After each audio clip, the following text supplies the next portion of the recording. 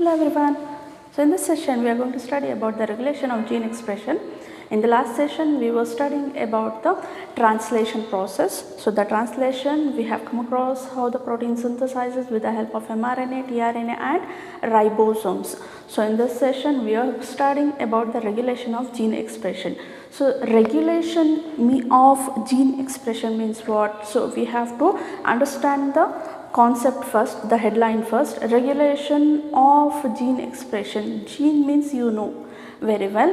Expression means the function of gene. So the function is it has many functions like synthesizing number of enzymes or proteins or so and so, okay, or all the metabolic activities it controls.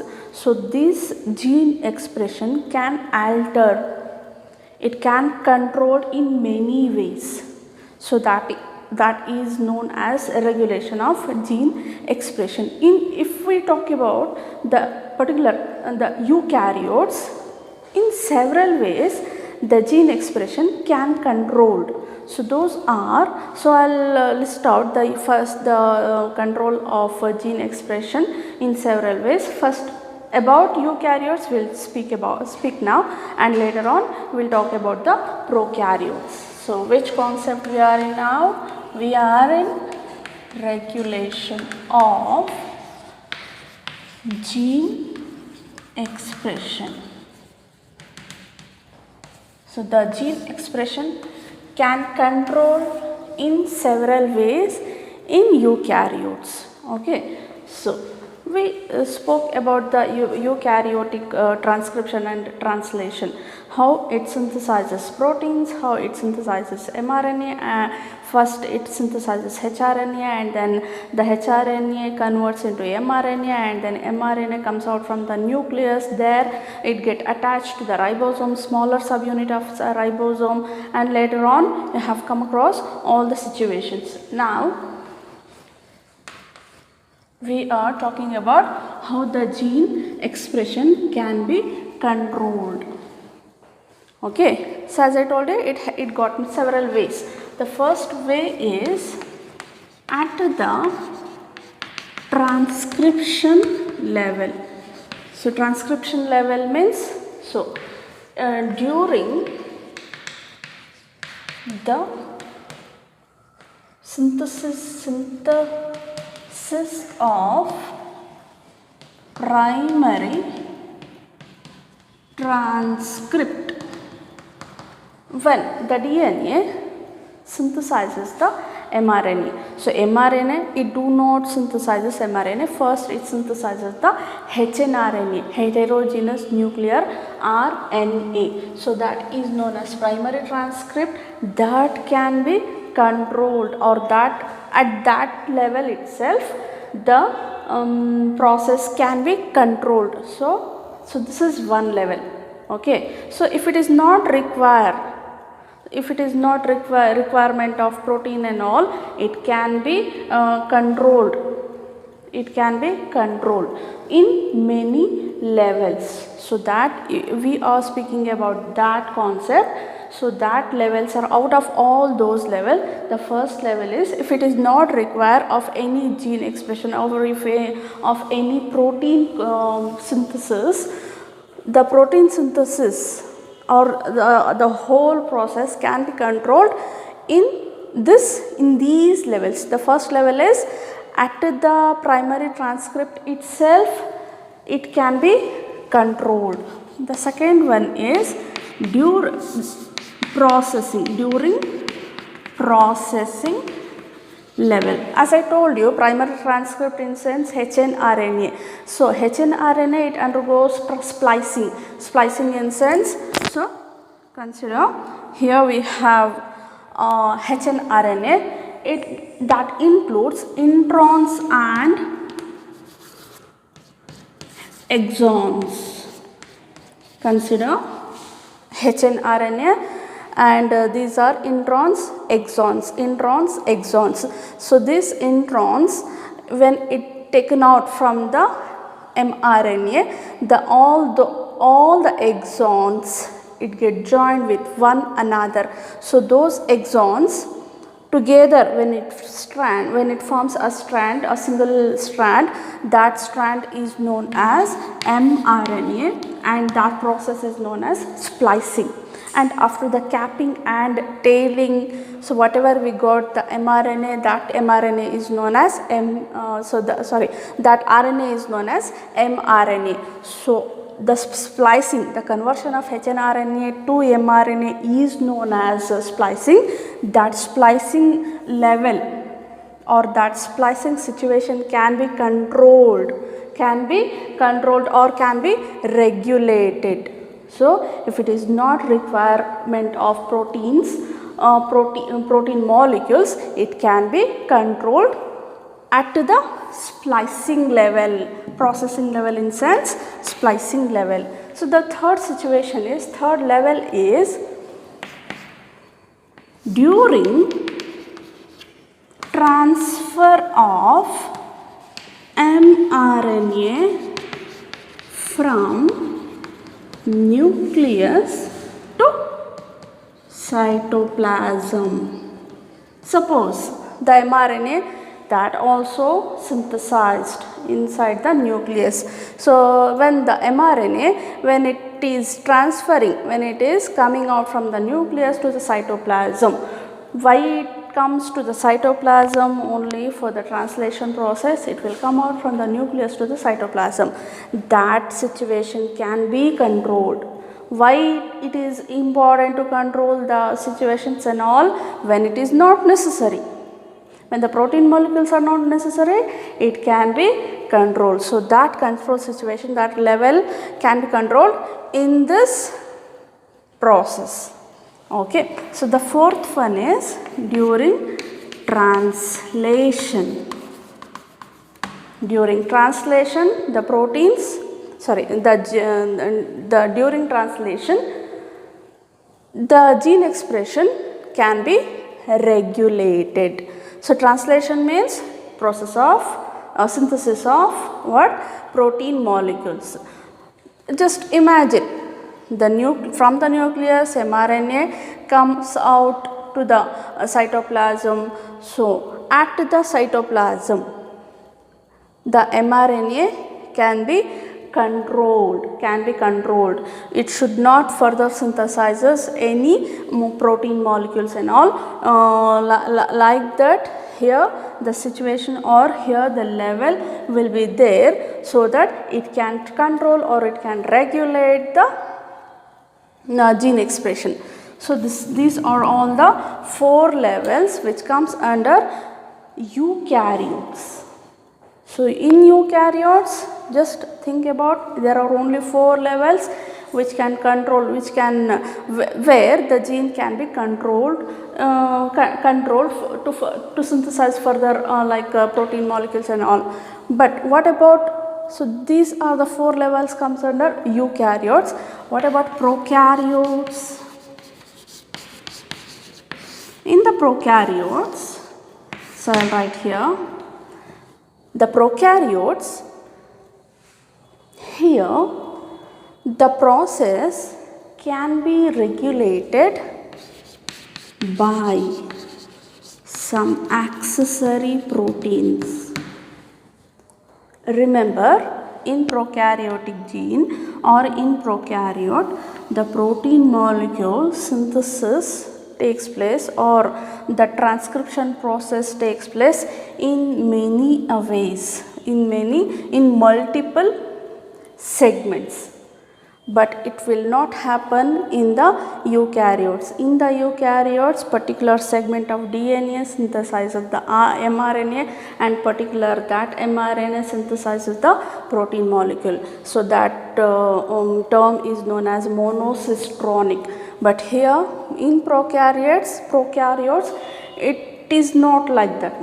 So in prokaryotes, there are many segments which undergoes transcription, and then further it synthesizes the translation. That's why the prokaryotes are known as polycistronic, though it is having a number of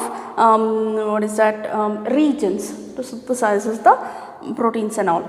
So prokaryotes, the gene expression can be regulated. It is not having like these levels. It can be controlled. In prokaryotes, the gene can be controlled by some accessory proteins, and then it can be controlled by some enzymes and some operator genes and promoter genes and all. To understand this better, we have one important concept known as lac operon. How in prokaryotes the gene expression can be controlled. Okay, so that is very important. Before going to the lac operon, I would like to tell one small example, one small description related to the gene expression. For example, think we have a E. coli bacteria. Okay, so if it consumes the lactose, one small description I am going to give here before starting the lac operon. So consider an E. coli, if it consumes the lactose. Why it is going to consume the lactose? To gain the energy. That is the source of energy. So the lactose hydrolyzes by means of or with the help of beta galactosidase. This beta galactosidase hydrolyzes this lactose into galactose and glucose. Are you following me? E. coli, when this E. coli consumes lactose, then only it synthesizes with the help of lactose molecule and all, and I'll tell all the things in the in the lac operon. The beta galactosidase synthesizes only when this E. coli consumes lactose. So are you understanding this relationship? The E. coli, when it consumes lactose, it's going to synthesize beta galactosidase. The beta galactosidase further synthesizes only in the presence of lactose molecule. How it is, how the phenomenon is going to take place, that I am going to describe you in the lac operon concept. It has the unique feature of very much understanding between these two. Okay, not only beta galactosidase, two more enzymes are there that I'll tell you. This beta galactosidase further hydrolyzes the lactose and it converts into galactose and glucose. That glucose and galactose consumed by the E. coli bacteria, like it has been utilized in the form of energy, and then the growth and development takes place in the E. coli. So if the lactose is not there in the media, if the E. coli, if it has not consumed the lactose, what will happen? Here the beta galactosidase will not synthesizes and the process will not occur. That's what that is the simple situation that we are going to express in the lac operon concept. In the presence of the lactose and in the absence of lactose. Just think here the gene expression. The gene expression, if for example, suppose here one gene is present, okay, like only just think here in the E. coli, a gene, when it has to work, it means it has to synthesizes its responsible or related proteins and all. Okay, when the lactose is present, if the lactose is not there, the gene should suppress. The gene should not produce any kind of proteins and all. So that regulation, that control capacity done in all the in this E. coli.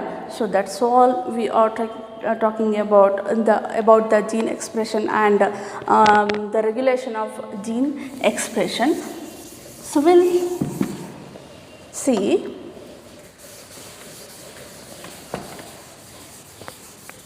in the presence and in the absence of what?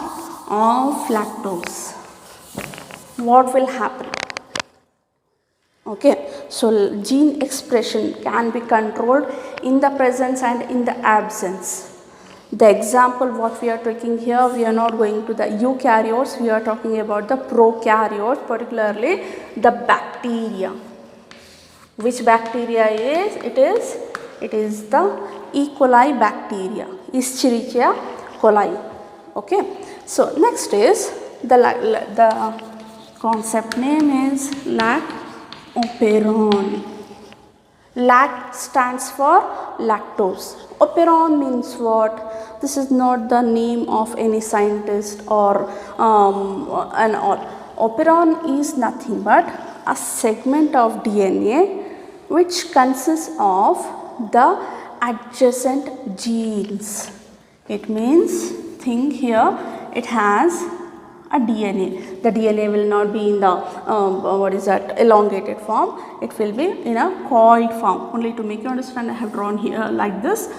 This DNA, on the DNA, a segment of DNA. Okay, so a segment of DNA, it includes the promoter gene, the operator gene, the structural gene, the inducer gene. Like that, if it includes number of genes in it, so that segment is known as operon. That adjacent, the segment includes adjacent gene. Those genes are the functional gene. Those genes are going to synthesize some important functional units. What are those functional units? In the minutes we are going to understand that. So this is known as operon. Now I am going to draw the operon strand. Alright. It was discovered by Jacob and Monod.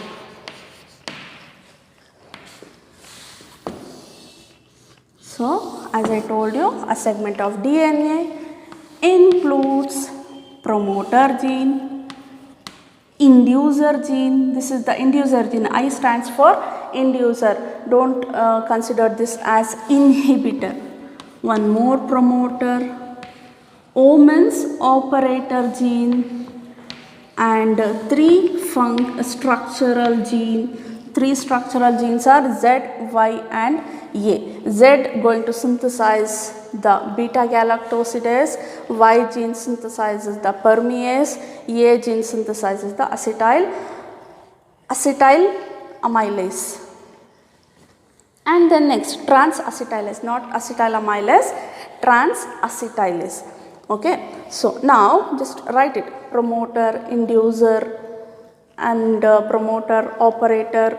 These three are going to synthesize three different enzymes. When? That I'll tell you. Just consider this as, or just write it these three genes as structural genes. Structural gene and structural gene. The inducer gene, it will, we are taking one situation in the absence of lactose. If the bacteria, if it has not consumed any lactose, how the situation, how the metabolic activity will be inside the E. coli if it has not consumed any lactose. Just understand this and concentrate this, you'll come to know. In the absence of lactose, we can call it as in the absence of lactose, or also known as switch off mechanism of operon. Lac stands for lactose. Operon is just a segment of DNA having number of functional genes, having adjacent genes. In the absence of lactose, the I inducer, as usual, this gene undergoes transcription and it synthesizes mRNA. Okay, unlike eukaryotes, it is also synthesizing the mRNA. Further, it synthesizes the accessory protein. As I told you while telling the prokaryotes, the regulation of gene expression in prokaryotes takes place by some accessory proteins, right? So that we are talking here. If you are not getting anything, don't afraid of that, because this is very much important. Repeatedly they used to ask in the examination. No doubt 100% I am going to do it once again in the physical class, because I have to give few more examples. Now what will happen here? The mRNA, it further synthesizes the protein. Okay, so this process is known as translation. This protein or this a protein molecule, it will go and bind to the operator gene. See how the mechanism is going on. So when this translation, after the translation, it is known as a repressor. Don't write that as protein, just write it as a repressor. So what it is going to repress, what it is going to suppress? It is going to suppress the operator gene. This operator gene, when it get blocked by this repressor gene, further it will not command to these genes to synthesize any enzymes and all, or any genes and all. So if the repressor gene is not present here, what will happen? The RNA polymerase, remember what is RNA polymerase? The RNA polymerase, it will start it will initiate the process of transcription. This RNA polymerase, here one RNA polymerase will be there. This is going to synthesize the mRNA, RNA polymerase, one more RNA polymerase. When it start, when it is going to initiate the transcription process, when it slightly move towards the structural gene, there the mRNA process or the synthesis of an mRNA process begins. Okay, so now here this RNA polymerase, it has synthesized the mRNA. Okay, so this mRNA further it is going to produce a repressor protein. This repressor protein, it goes to the operator gene and it binds that gene. Now the operator gene completely get blocked. Now if the RNA polymerase travels towards this operator gene, there will be no place to slide towards the structural gene. The process get failed. There will be no further mechanism will takes place. So this is the switch off mechanism, or the mechanism, or the lac operon concept takes place in the absence of lactose. This is what happens if the E. coli bacteria do not consume any lactose. What will happen if the same bacteria consumes the lactose? In sense, switch on mechanism, or in the presence of lactose, what will happen? The second situation, the same gene, operon gene,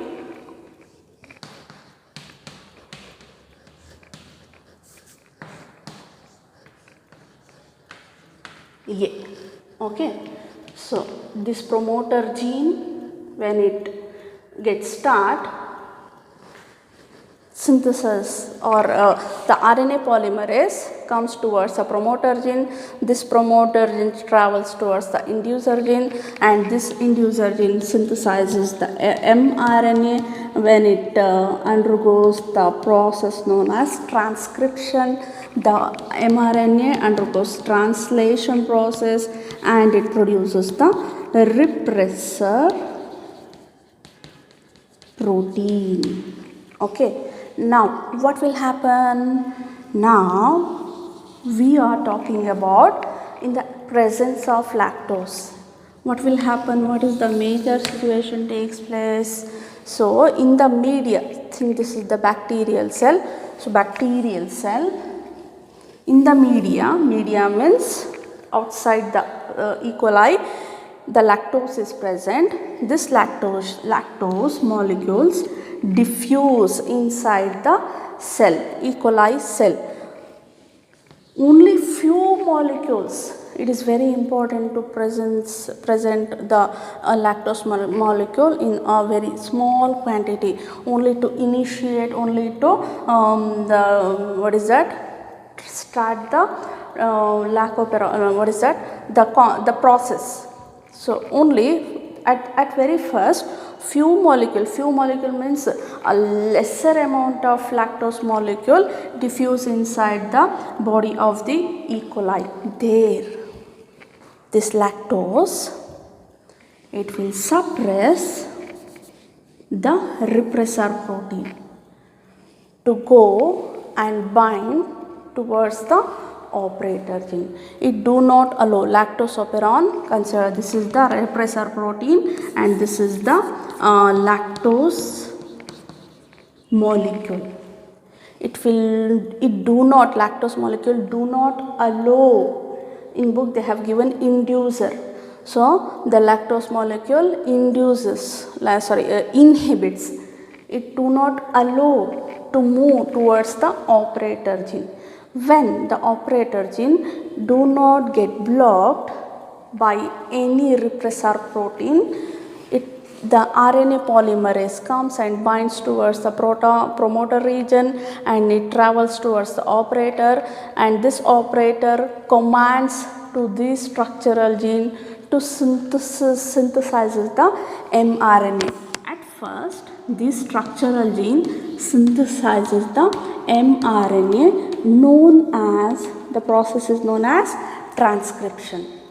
And then further the mRNA undergoes translation.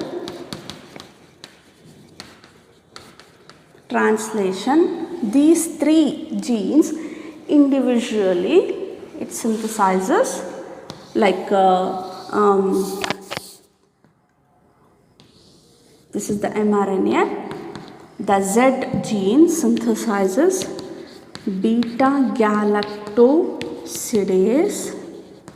The Y synthesizes permease. The A gene synthesizes